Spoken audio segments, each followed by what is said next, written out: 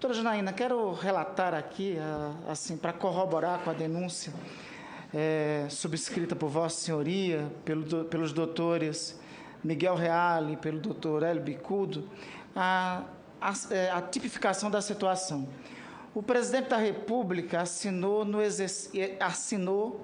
entre novembro de 2014 e julho de 2015 7 decretos que abriram crédito suplementar de 10,807 bilhões de reais.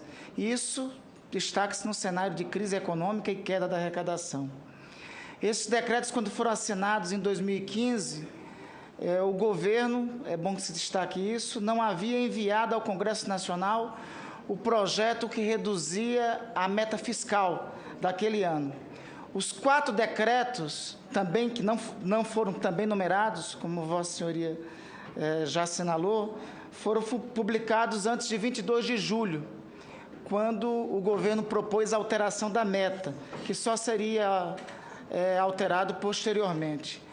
Eu pergunto a Vossa Senhoria, para inclusive esclarecer a todos que ainda a esta hora nos assistem, e para ficar claros, neste caso aqui, aí no caso, nessa situação, quais os crimes estão aqui em cursos, quais os crimes e por que isso remete ao pedido de impeachment.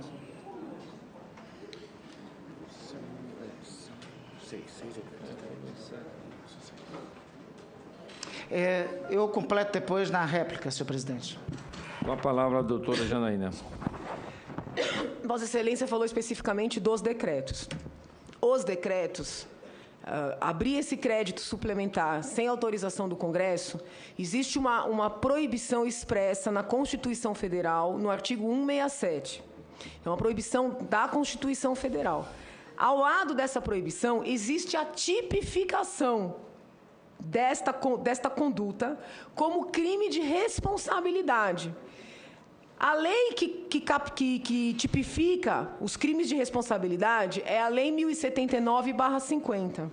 No caso específico, trata-se do artigo 10, inciso 6º. Ordenar ou autorizar a abertura de crédito em desacordo com os limites estabelecidos pelo Senado Federal, sem o fundamento na lei orçamentária ou na de crédito adicional ou com inobservância de prescrição legal.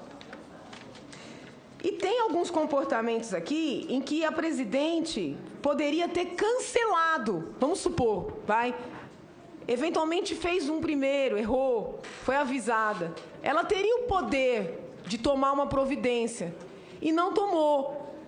Então, é na Lei 1079/50 propriamente que isso está capitulado.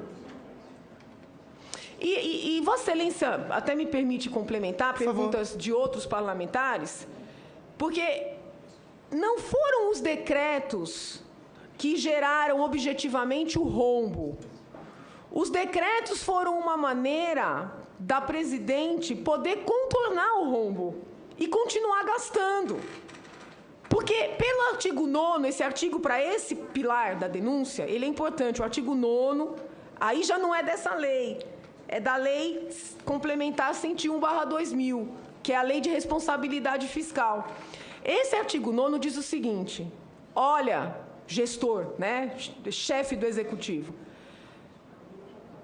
se precisar abrir crédito suplementar, no lugar de abrir crédito, tem que cortar a despesa, que é o tal do contingenciar despesas discricionárias.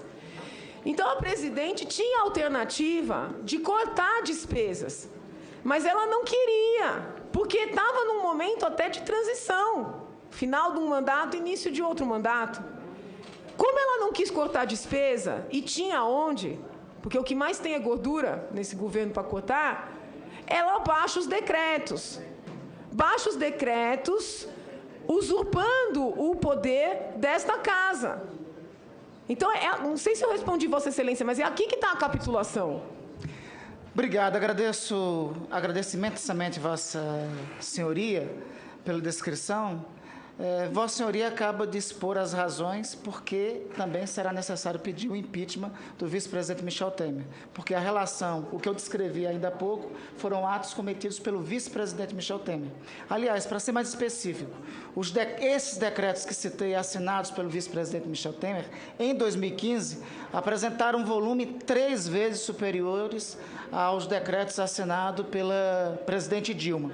Foram 4 decretos editados neste ano, em 26 de maio, liberando 7,28 bilhões e 3 em 7 de julho, que abriram crédito suplementar de pouco mais de 3 bilhões. Então, a situação que descrevi para Vossa Senhoria, que Vossa Senhoria aqui relatou e tipificou os crimes e disse que cabe o crime de responsabilidade e cabe o impedimento, foram atos cometidos pelo vice-presidente da República, Michel Temer. Só complementando, doutora Janaína, me permita fazer somente um comentário em relação à questão, à polêmica sobre novas eleições, que eu sou defensor desta tese. Eu quero trazer à lume aqui uma decisão do Supremo Tribunal Federal, de 1980. Trata-se do mandado de segurança 20.257.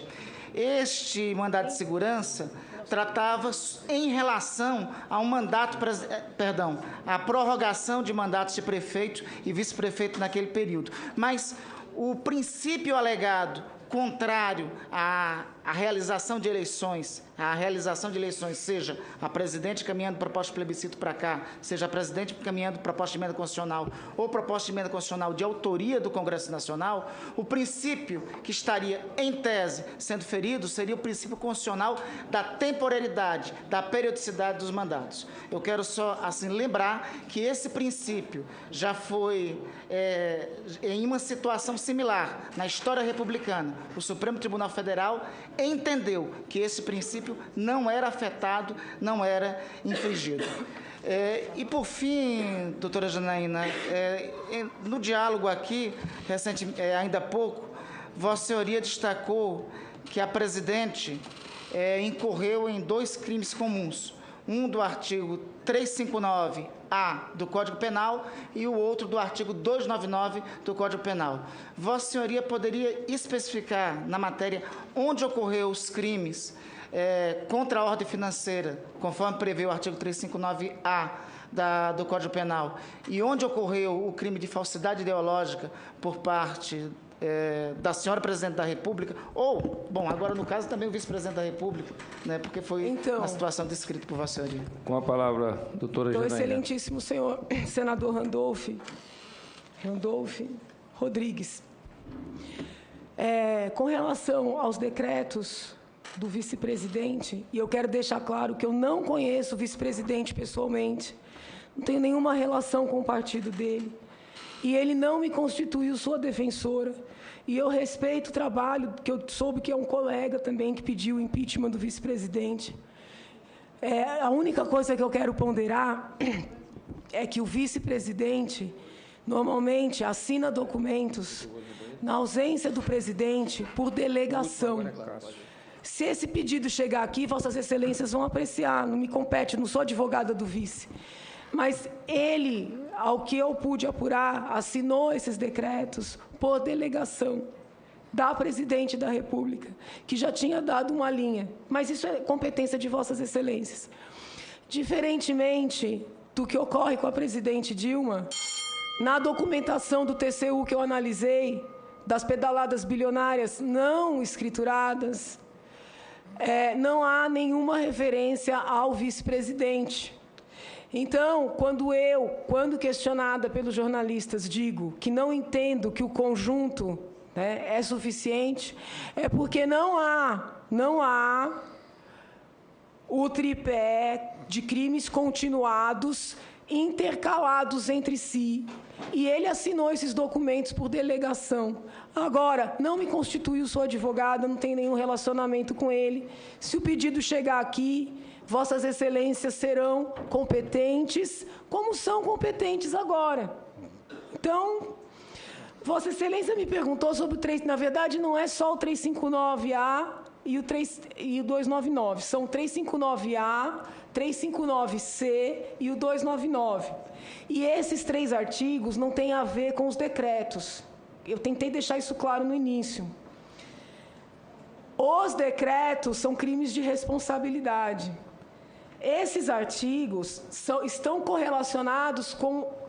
lembra que eu expliquei dos três pés, do tripé? Está correlacionado com a continuidade das pedaladas, não contabilizadas. Quando nós nos debruçamos, professor Miguel e eu cheguei à conclusão que era caso de impeachment e ele de representação, nós não tratamos de decretos e nós não tratamos de petrolão. Nós tratamos exclusivamente das operações de crédito por antecipação não contabilizados. Eu posso só fechar esse raciocínio? 30 segundos. O 359A do Código Penal criminaliza as operações de crédito realizadas contra a lei. Na medida que foram operações de crédito realizadas contra o artigo 36 da Lei de Responsabilidade Fiscal, está caracterizado o 359A. O 359C criminaliza qualquer tipo de comportamento, né, de operação de crédito, investimento, num período, não é o ano inteiro, que agora eu estou sem o artigo aqui, se não me engano são, não sei se são 6 meses, 8 meses, ou é dois quadrimestres, é alguma coisa, não sei de cor, mas está lá no 359C, se Vossa Excelência quiser conferir, que trata do ano eleitoral, entendeu? E foi o que aconteceu. Então, o 359C também, em tese, veja, estou falando em tese porque está lá na Procuradoria-Geral da República que é competente. Esse aí não é competência de Vossas Excelências, com todo respeito, não é. O 299 é o crime que trata da falsidade ideológica, que seria a não declaração de algo relevante. Entendido, mas esses daí, então, não seriam de responsabilidade nossa? Não. Estão não, na PGR. Porque alguém perguntou, eu não me lembro qual senador agora. Parece que foi o senador Humberto Costa. Eu não me lembro. Foi o senador Humberto Costa, na resposta de Vossa Excelência. Algum senador me perguntou se tinha crime comum. Lembrei.